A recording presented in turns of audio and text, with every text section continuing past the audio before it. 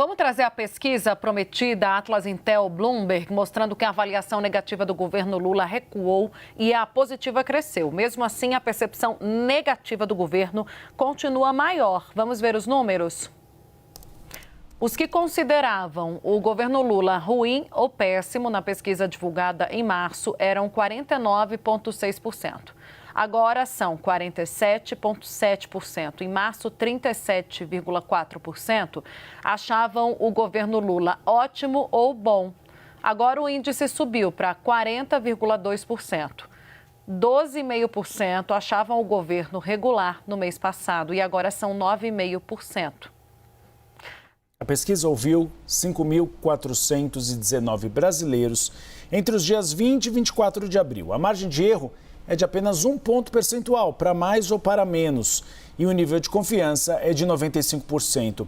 Juliana Lopes e Pedro Venceslau. Vou começar com a Juliana. Juliana, a gente observando os números, a gente vê que parece, pelo menos em uma primeira leitura, que aqueles que estavam irregular foram para ótimo ou bom e que a variação do negativo foi muito pequena. Sai um pouquinho da margem de erro, mas não é algo relevante. Explica para a gente as motivações de você ter tido uma melhora na popularidade de Luiz Inácio Lula da Silva. Olha, o que os petistas dizem, né? Você está, inclusive, o governador do Piauí, Rafael Fonteles, a gente participou de uma entrevista ontem e ele cita 2 motivos. Ajustes na comunicação, tem um entendimento ali do PT, pelo menos, de que esses ajustes vão ter uma resposta a longo prazo, mas que isso já começou a acontecer. Teve o PT apertando, né, o governo federal, de alguma forma, apertando os ministros, principalmente de outros partidos, para que mostrem mais os feitos do governo. E afirmam também que há uma questão econômica, né, que a população está entendendo que tem alguma melhora ainda, que seja pequena, caminhando a passos lentos, mas que esse ajuste foi feito.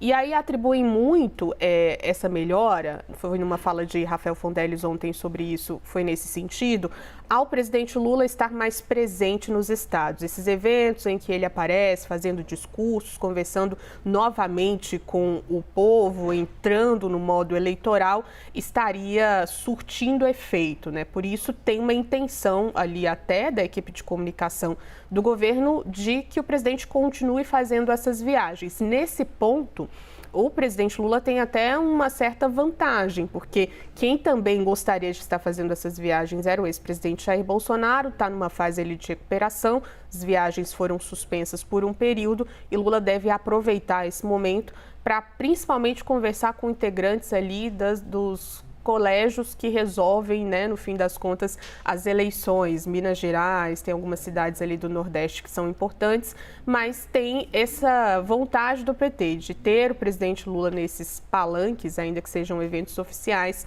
para continuar melhorando, principalmente essa comunicação. Agora, é difícil se atribuir à economia, né? Uma questão que é muito volátil. Vamos ver o que vai acontecer nas próximas pesquisas e se essa melhora continuar acontecendo, claro. Pedro Venceslau, aquele o entorno do presidente Lula acredita. A Juliana já deu um pouco do que o Rafael Fonteles falou, mas aqui junto ali ao Palácio do Planalto, ministro, gente com quem a gente costuma conversar bastante, né? Tem sido comemorada essa melhora ou ainda é aquele momento de atenção?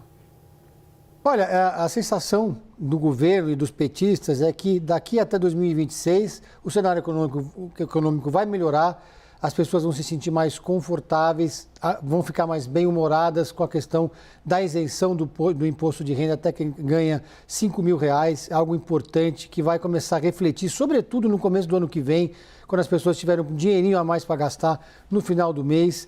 E também o governo federal conseguiu emplacar algumas agendas positivas depois de uma sequência de desastres. A comunicação, claro, vem cumprindo a sua parte, vem cumprindo o seu papel. Agora, em paralelo a isso, tem também uma agenda negativa para a oposição. uma agenda negativa persistente, que é o julgamento sobre os envolvidos nos atos do 8 de janeiro. Por mais que o PL acredite que existe uma comoção nacional, um movimento popular em defesa da anistia, esse movimento se restringe apenas a uma bolha política. As pessoas que foram para as ruas, no Rio de Janeiro, aqui em São Paulo, e agora há uma manifestação marcada para Brasília, elas não necessariamente são simpáticas à tese da anistia.